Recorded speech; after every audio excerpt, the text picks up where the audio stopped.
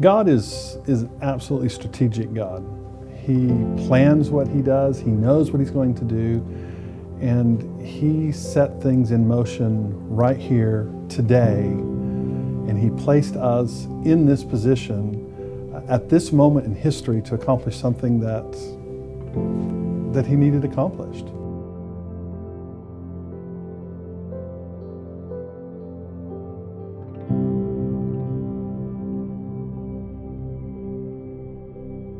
He gathered resources together that are just absolutely amazing. It's very much like Esther in her day, as she was that queen that was at the right place at the right time. God had strategically placed her in the position she needed to be able to accomplish a great task for the salvation of His people.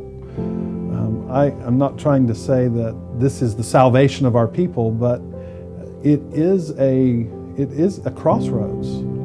We've lost our family Christian values as a country. We really are looking other directions, and we're redefining things. We're walking different directions. And God has pulled together resources right here at a time, just at the right time, at the right moment in history, to stand in opposition to that Satan would try and do in this world.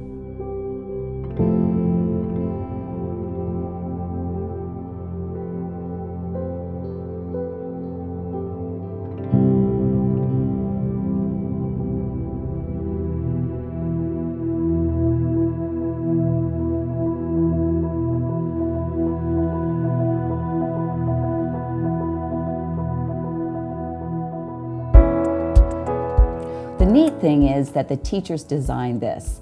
They all, from each department, talked about what they needed and what they wanted to make their program strong. We have science labs, 3 science labs. We have fine arts rooms, a contemporary living room, which is great for cooking and sewing and learning a lot of life skills. And then the auditorium is fantastic for our drama department. And that's been something that is going to be used a lot by a lot of our different programs. The room we had before, the art room at South Campus, there were 2 of them. We started out in a very small classroom that had 10 tables, and the students were stacked on top of each other, and we had to put backpacks out in the hallway because you couldn't walk around the tables and have backpacks. So what we have here is this well-lit, beautiful, exciting room, and coming in here, it gives the students an opportunity to experience God's gift. The gift of light, the gift of creativity, the gift of, when they walk in this room becomes a place of peace where they are accepted. We have ovens. We have 4 ovens. We had 1 oven last year. We have 2 wonderful stoves. We have a place for our sewing machines so that we can spread out this year and we won't be so crowded. There is nothing in this room that's just not over the top. Well, the best part here to me, first of all, I love the lighting. I love the natural light that comes in because especially when students are reading or studying, it just makes it a little bit more inviting. I love our study rooms. We have 2 of them to help our students who are getting ready for college. And any tutoring programs, things like that, we can have a private place for them. And it's not super private, it's in glass, so we can kind of keep an eye on the students. But I love that. I love that freedom to make sure the kids are getting what they need to get prepared for life. And if they're going to go to college, which we hope they do, that will help them as well, having that additional study area. Last year, at the beginning of the year, we spent the year in an area about this size. Everything. Every book was in here. Every book that was in this library was in that little bitty hole. And when kids came in, they couldn't believe it. They thought this was the gym. They said, did we play basketball in here too? This was the biggest shock, I think, of all. That our little bitty library that we'd always had in a little bitty prefab could look like this. This space has allowed them to be able to find things. It's kind of like a closet that's too crowded and you can't see anything, and once it all got spread out, they said, we had this, we had this, we had this book, we had this. They can come to this library any time of day because it's inside. Before we were outside, they had to have someone escort them. It was unsafe. The kids were outside alone if they didn't have an escort. And now inside, they can come from 8 o'clock in the morning until 3:30 in the afternoon.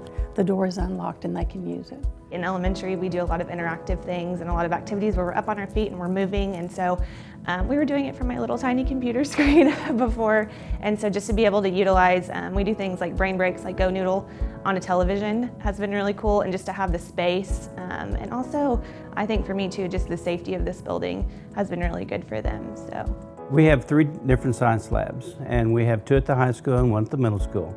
And what we're hoping to do is to facilitate these labs. Like before, we only had 1 lab, and so all the teachers were having to try to do a schedule to try to get into them. The great thing about the facilities is since we have 2 different labs, 1 physical science, 1 more biological lab, we have a much better chance of being able to do hands-on experiments, which are the things that the kids really like to do. Well, first off, the athletic facilities are going to be amazing here at Rejoice. I'll start out as the football coach with the football stadium, also used for soccer. It's just an amazing stadium. I love the design. The stadium seats are right up on the field.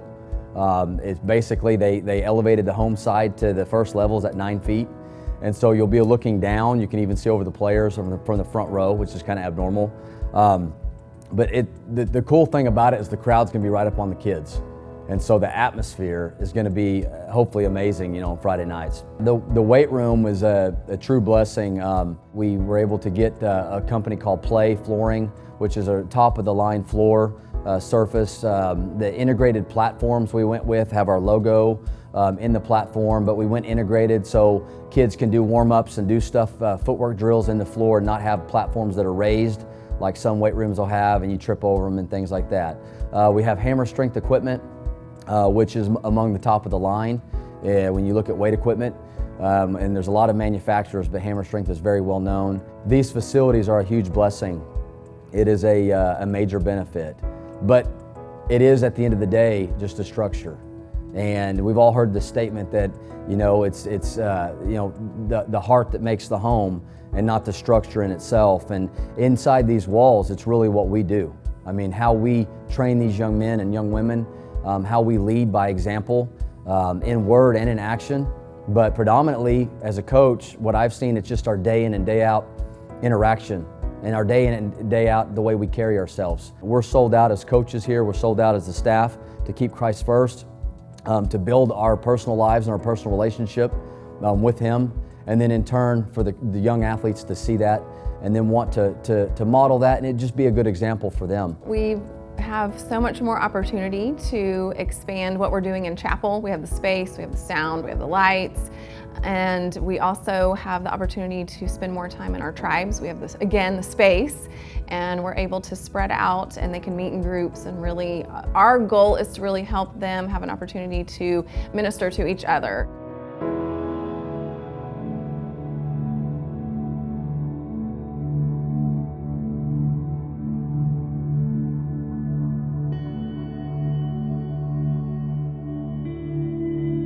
In the early days of Rejoice Christian School, well, when we began, we had virtually no money. We had borrowed $10,000 from a family in the church and then found out from the fire department or the fire marshal that we had to have special sheetrock in the classrooms. And that took a big hunk of our $10,000 to purchase that fire-rated sheetrock and all the things that went along with that. I was really bummed out over that sheetrock. I'm going, why can't just ordinary sheetrock do? But we had precious children that we were housing in that building. So we wanted to protect them as much as we could. We spent many hours at garage sales, warehouse closeouts, auctions, in order to provide the things that we needed for the school. I remember one time going to a small town in Boynton, Oklahoma. Never been there before. And we bought desks for, I think, 14 cents a piece. It was a time when we guarded our funds judiciously. We wanted to be good caretakers of what God had provided.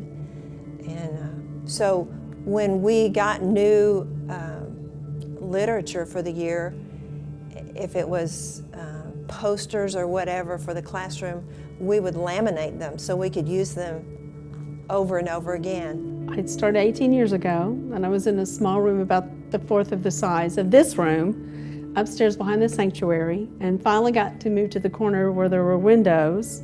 I started teaching 5th grade science, and finally got to switch over to social studies, small classes, really good kids. And then we went out to the fourplex, and that was really crowded. I think my first year was the first year that Rejoice owned the building at the South Campus. And I remember walking in, I got lost the first day, but I remember walking in and thinking it was pretty small. I mean, I graduated from a 6A school, so it was pretty good size. And so I've seen, I think I was here, my first year was the first year we had a graduating class, and there were, if I remember right, something like 15 students. So to have, I think this year we'll be in the 40s, 44, 45. I mean, numerically it's grown, but the diversity of programs that we have, the number of electives, the quality of instruction, and obviously the facilities have been, I mean, in 9 years it's unreal the amount of development that's gone on. The first year we had 4 kindergarten students. We had 44 students enrolled that year. And now then we have 5 kindergarten classes. And it's exciting to see how God has blessed this school. Seeing what God has done with Rejoice and the school in the last 11 years has just greatly enhanced my faith and my ability to understand, boy, there is just no limits to what God can provide if it's in His will. I think, this is our 3rd year to be focusing on the topic of service, and I really think if we continue to look at the blessings that we have as an opportunity to bless others, that we will continue to hold fast to our culture of being a Christian school, of serving others, of honoring Christ. That's been something that's been very important to us, is to maintain our mission statement, because that's who we are. So I think the way that we'll maintain that is continuing to find great teachers who love the Lord, whose calling is to be in a Christian school. I think they're the ones who are going to help us maintain that. I think probably one of the most important things, especially teaching in a Christian school, is to let students realize that they're important in any field that they go into. And my dream is that the students that leave here, and especially that go into a science field, whether it's like medicine or whatever, they need to have that Christian love. NHS is a service organization. I mean, that's our focus, and so Jesus came to be a servant and told us to follow His example, and so that really gives us the opportunity to just put that into practice and let the kids be the hands and feet of Jesus and serve like He did. I love teaching in a public school, but it was incomplete to be able to give students part of that information. To me, there is a personal fulfillment that I get to be able to show students how God's Word melds perfectly with good psychological science. And to me, that has been a completion in my own career. And it's also challenged me personally to continue to grow in my relationship with Christ, so I can continue to show them how that relationship works. It's so easy to incorporate Scripture into social studies and history and things like that, because you can see God's hand everywhere.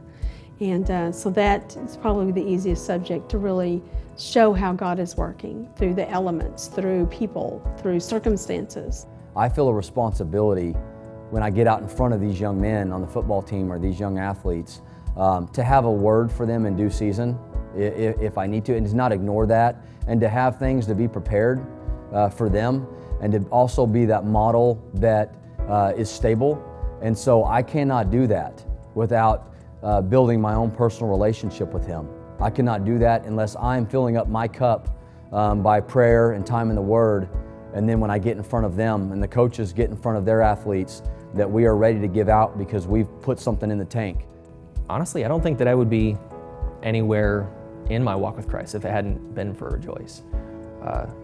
You know, I know I talk about the teachers a lot, but they invested so much, you know, in my relationship with Christ personally. You know, everyone that I talked to was always so supportive and welcoming and always so kind. I was remembering the other day, like, you know, I went through a couple of things the first few years I was in college, and I felt like I could really fall back on what I was taught, and just like Mrs. Carlack, she taught us about being a servant and just serving others. I think one of the classes that really forged my way, so to speak, would be Coach Poplin's leadership class. It was only for one semester, but he taught us how to be a leader in our own way, that there's not one way to lead or to be a benefit to people. Probably one of the most influential classes I had here at Rejoice was definitely Mr. Blem's perspective class. Like, it was, I don't know, just being raised here in Owasso, just always around my friends, always around the church.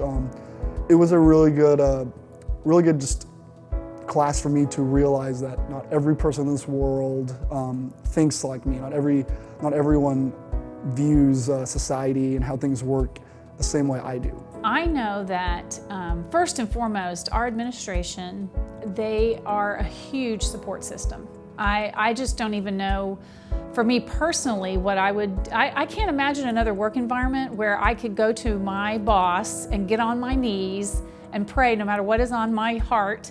And they will laugh with me, they'll cry with me, you know. Our teaching staff is just incredible. Some of the best friends that I could ever ask for in my life. The students are awesome. Whether they know you or don't, they always say hi, they always smile.